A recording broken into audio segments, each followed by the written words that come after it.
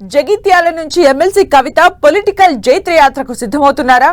వచ్చే ఎన్నికల్లో ఇక్కడి నుంచి అభ్యర్థిగా బరిలోకి దిగుతారా? గులాబీ పార్టీకి జగిత్యాలను కంచుకోటగా మార్చే వ్యూహం మొదలైందా?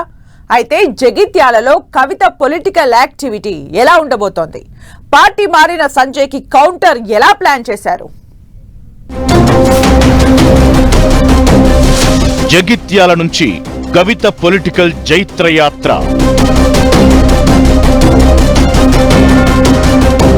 ఇక్కడి నుంచే కవిత పోటీ చేయనున్నారా?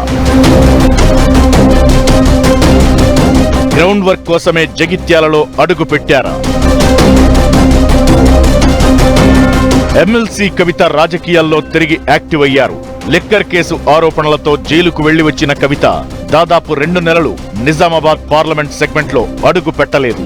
చాలా రోజుల తరువాత జగిత్యాల నుంచి పొలిటికల్ జైత్రయాత్ర మొదలు పెట్టిన కవితకు పార్టీ శ్రేణులు గ్రాండ్ వెల్కమ్ చెప్పాయి. తెలంగాణ సెంటిమెంట్ ను రగిల్చేందుకు తెలంగాణ తల్లి విగ్రహానికి భూమి పూజ చేశారు. కాంగ్రెస్ సర్కారు ఏర్పాటు చేసిన తెలంగాణ తల్లి విగ్రహాన్ని అంగీకరించేది లేదని తేల్చి చెప్పారు. కవిత జగిత్యాల నుంచి రీఎంట్రీ ఇవ్వడంతో పొలిటికల్ సర్కిళ్లలో ఆసక్తికర డిబేట్ మొదలైంది. రాబోయే ఎన్నికల్లో జగిత్యాల నుంచే కవిత పోటీ చేస్తారనే ప్రచారం ఊపందుకుంది.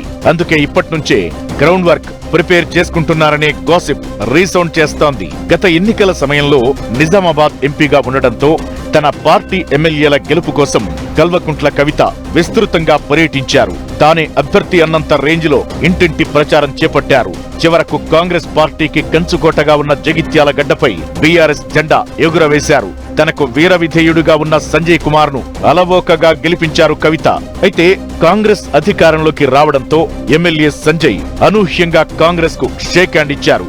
దీంతో కవిత కష్టం కాంగ్రెస్ ఖాతాలోకి వెళ్లింది. నియోజకవర్గ పాలిటిక్స్ ఒక్కసారిగా మారిపోయాయి. దీంతో జగిత్యాల సీటును తిరిగి బీఆర్ఎస్ ఖాతాలో వేసేందుకు కంకణం కట్టుకున్నారట కవిత. అందుకే అక్కడి నుంచే రీఎంట్రీ ప్లాన్ చేశారనేది పొలిటికల్ టాక్. అయితే ఈసారి జగిత్యాల అభ్యర్థిగా కవిత ఉంటారా, లేదంటే పార్టీ కోసమే ప్రచారం చేస్తారా అనేది బిగ్ డౌట్. జగిత్యాలలో పట్టు సాధిస్తే నిజామాబాద్ సెగ్మెంట్ అంతా ప్రభావితం చేయొచ్చనేది బీఆర్ఎస్ రాజకీయ వ్యూహంగా కనిపిస్తోంది.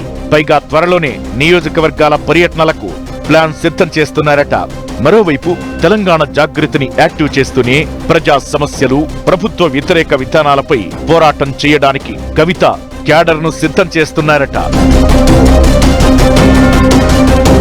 నిజామాబాద్ పార్లమెంటు పరిధిలో 3 కాంగ్రెస్ ఎమ్మెల్యేలు, 2 బీఆర్ఎస్ ఎమ్మెల్యేలు ఉన్నారు. ఇక బీజేపీకి 2 ఎమ్మెల్యేలతో పాటు ఎంపీ సీటు కూడా ఉంది. ఇలా నిజామాబాద్ లో కేంద్ర రాష్ట్ర ప్రభుత్వాల ప్రాతినిధ్యం ఉండడంతో వారి వైఫల్యాలను ప్రజల్లోకి తీసుకెళ్లాలని ఎమ్మెల్సీ కవిత ఆలోచన చేస్తున్నారట. మహిళా నేతగా కవిత పోరుబాట పడితే మాత్రం రాజకీయాలు రసవత్రంగా మారుతాయంటూ విశ్లేషకులు అభిప్రాయపడుతున్నారు. ఏదేమైనా తిరిగి కవిత యాక్టివ్ అవడంతో బీఆర్ఎస్ క్యాడర్ ఫుల్ జోష్ తో కనిపిస్తోంది. అయితే కవిత ఈసారి జగిత్యాల ఎమ్మెల్యేగా పోటీ చేస్తారా, నిజామాబాద్ ఎంపీగా బరిలో ఉంటారా అన్న క్లారిటీ రావాలంటే ఇంకా కొన్ని రోజులు వెయిట్ చేయాల్సిందేనేమో.